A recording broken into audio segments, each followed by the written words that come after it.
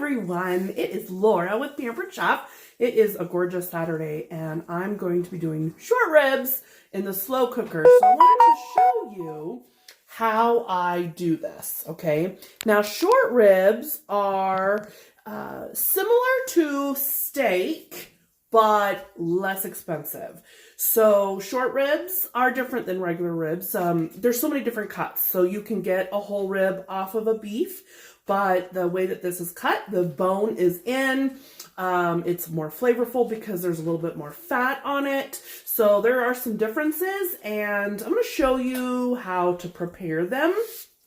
So what I've done is we have the sear function right here on our quick cooker. Now the reason why I chose the quick cooker is because I want to use the bits from the bottom of the pan. So I could have used a skillet, but this is going to cook for about 3 hours. And so I have a gas range and I just didn't want to leave that on for that long. So the quick, I'm going to use this as the slow cooker function this time. So what we do is we sear all of them. So all of these have been seared. They are not cooked all the way. They're simply seared. And that's an important part because that caramelization on the top and the bottom adds a lot of flavor. You do not want to skip this part. In fact, anytime you cook like a beef roast, you want to sear it before you cook it because it will add an immense amount of flavor, okay?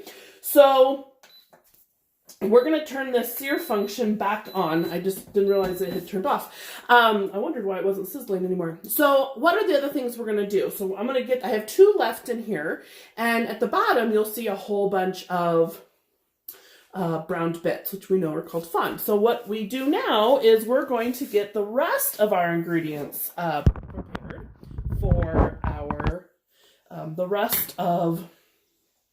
Do you see my companion over there? How lazy is that? So lazy. Okay, so we have our broth, okay? And I've already prepped our onions, so we're going to use onion, of course.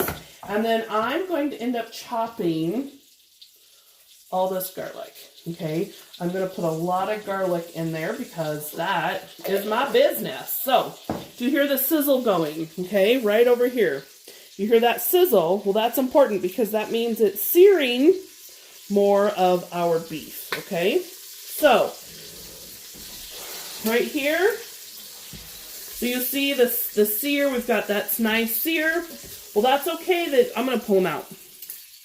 And I want you to see that right there. Look at all that brown bits, okay? This is important.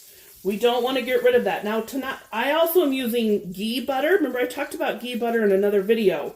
The ghee butter is important because, well, you can make your own. You can use oil,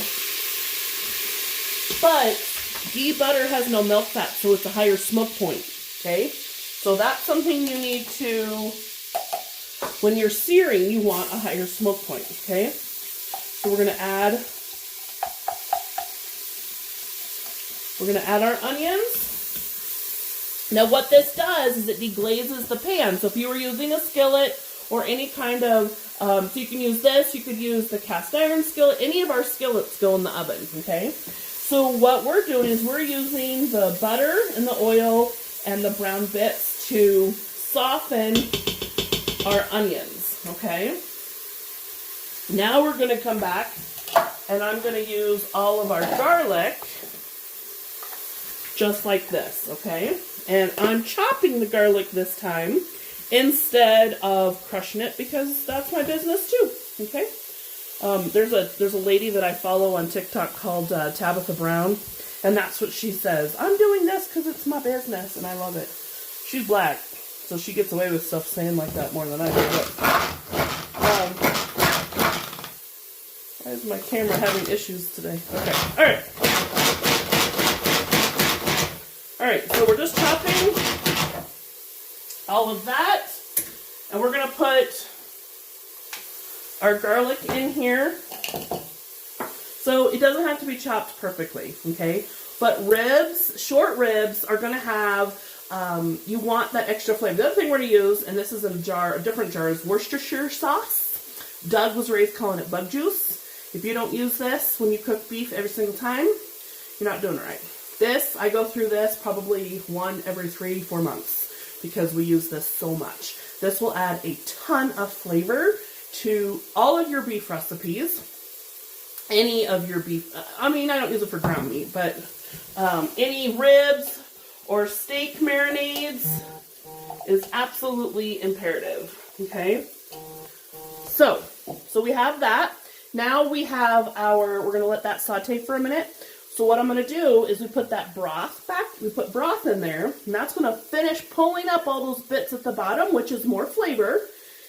We're going to add this flavor, and then we're going to put all of those ribs back in. And what we're using this time is this lid. So we're not going to come to pressure with this. We're simply going to use this lid. And if you want to monitor the meat even more, you can see this hole right here. You can put the probe in there for temperature, okay? All right, so let me show you one last time. Go this way.